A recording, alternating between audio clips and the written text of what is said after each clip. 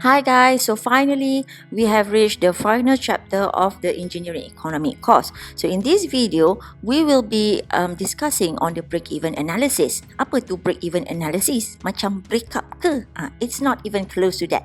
Okay, let me give you a very simple analogy. Let's say you wanted to create a part-time business of selling clothes at UTM. So there are three main costs involved when you want to set up your business. The first one is the selling price of your clothes. Okay, let's say you want to sell it for $10 per baju. Okay, so that selling price is known as the revenue cost, or the symbol is R. Okay, the second type of cost is that, let's say you wanted to create a kind of customized print on your baju. Okay, if the print is very complex, then the cost would be quite high, but if the print are standard, then the cost would be like $3 per baju. So that the cost for that customized print is known as the variable cost, because it depends on the pattern of the print. Okay, the third type of the cost is that when you want to sell your baju, of course you have to have a spot of selling. Okay, let's say you want to rent a kiosk at UTM, and the cost of the rental is about $100 per month. Okay, so irregardless of how many baju you sell, whether one baju or even 100 baju sekalipun, you still have to pay $100 every month. Okay, so that payment is known as the fixed cost, sebab dia takkan berubah. Okay, so let's say the question is, if you manage to sell like 12 baju per month, how much do you earn, or how much do you lose? What is your income basically? Profit can simply be calculated based on your total sales. So the total sales that you get from your baju, you have to tolak with the total cost. Cost ni maksudnya duit yang keluar, as in the rental cost and also the printing cost. Okay, so total revenue, the symbol is R, capital R, because you want to show the total revenue for like monthly or yearly, depending on the quantity that you are calculating. And then the total cost involve two parameters, which is the fixed cost and also the variable cost. Okay, these are the two types of money going out during your sales. Okay, so total revenue, the first part is total revenue can be calculated by multiplying the revenue per unit, which is the small r tu kan, revenue per unit darab dengan the quantity that you are selling. So in this case, the quantity is 12 baju. Okay, and then fixed cost, it doesn't matter, it doesn't depend on the quantity, so it just remains as it is. Whereas the variable cost, yes, it depends on the quantity as well. So variable cost per baju, you multiply with the total quantity that you are calculating. In this case, is the 12 baju.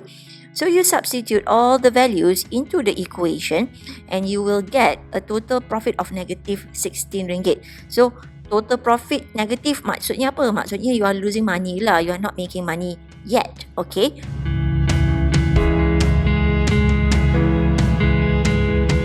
the break-even point is that particular point when your sales are equivalent to the total cost. This is the point when you are no longer losing money, but at the same time you have not gained profit yet. Okay, the profit pun zero, losses pun zero. So if we are to illustrate the flow of money in a timeline, in a graph like this, so money versus the quantity. Okay, for a fixed cost, dia tak kisah whether banyak jual baju ke, quantity low or quantity high, the cost still remains the same. So that's why the line tu very linear at one direction only.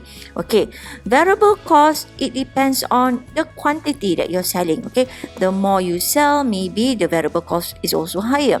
Okay, now the total fixed cost campur the variable cost would equate to the total cost, the total duit yang keluar. Okay, so let's say you make sales lah kan, and mula-mula bila quantity rendah, of course lah your sales pun rendah, your revenue pun rendah. But then the more quantity you manage to sell, the more revenue that you manage to gain, and at one point you will reach a point whereby your sale too is equivalent to the total cost. So the intersection point between these two lines is known as the break-even point. Okay, it's not a breakup, it's a break-even point. Pertemuan di antara dua garis linear between the total cost and the revenue sales. So if you are to project the line along the x-axis, this is the quantity of the break-even point. The quantity that you need to sell to make sure that you dapat balik modal dia lah. So dapat balik the total cost yang you keluarkan. Okay. So at the break-even point, the profit is zero. You are not earning profit anymore. But at the same time, you are not losing as well. Okay, now look very carefully. So this region, this highlighted region, is when you earn profit. Duit dah masuk, dah jadi kaya lah sedikit. Okay, so that is the idea of the break-even point. Let us look at the previous example on the baju, okay? Now this time around, can you determine the quantity needed to break even the cost? Okay, so you can calculate the quantity at break even by using this formula, whereby the fixed cost divided with the difference between the revenue and the variable cost. Okay, so if you substitute the values in your equation, the fixed cost is 100 per month, the R or the revenue or your sale is $10 per baju, and then your variable cost is $3 per baju, and you will get a value of 14.29. Tapi you want to know the quantity at break even kan, and you are selling baju. How can you get 14.29 pieces of baju?